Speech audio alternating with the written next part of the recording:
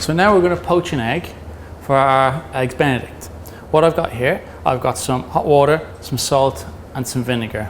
Okay, the salt obviously seasons the water and the vinegar helps to acidulate the water, so that when I add my eggs for poaching, the vinegar helps to hold them nice and tight so you get a nice round poached egg. Okay, what I've got here is just 2 poached eggs pre-cracked, because when I start to spin my water and create a little vortex, I don't want to have to be worrying about cracking an egg afterwards. So I'm just going to take a spoon, and my water is just on the point of boil.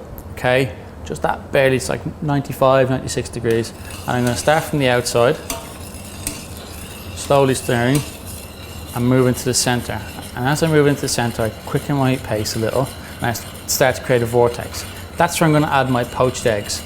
And what's happening is as they go in, they're going to spin quite rapidly and help to set and hopefully get a nice round poached egg. Okay? Right in the middle. Second one just to the side. Okay, we're going to poach these now. Depending on how well you like your egg poached. I like mine very runny. Some people like their egg yolk a little bit firmer. So I would say you're looking at anywhere between 2.5 to 3 minutes per egg.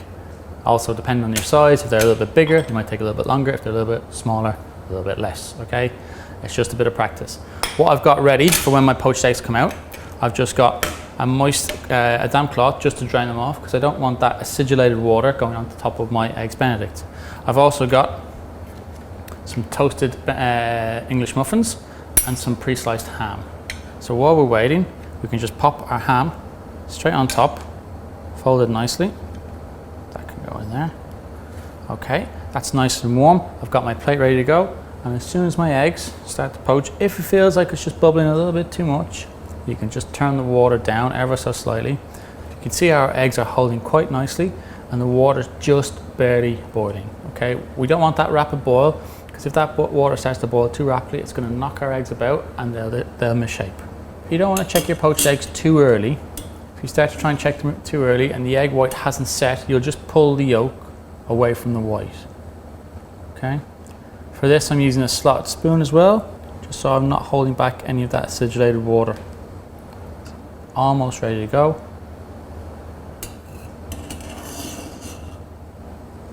Another 20 odd seconds.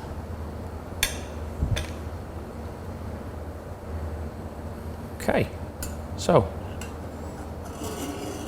now that they're nicely cooked, my egg white is just firm and my yolk is nice and runny, I'm going to pull them out, pop them down onto my absorbent paper.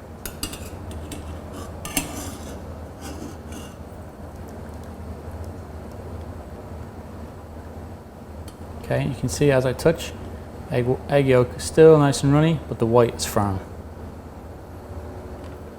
Off you pop.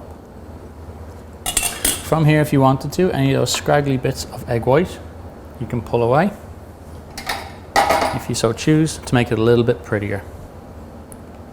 All right, and then with a nice spoon, we're just going to pop each on top. And from there, onto our plate to finish with some hollandaise.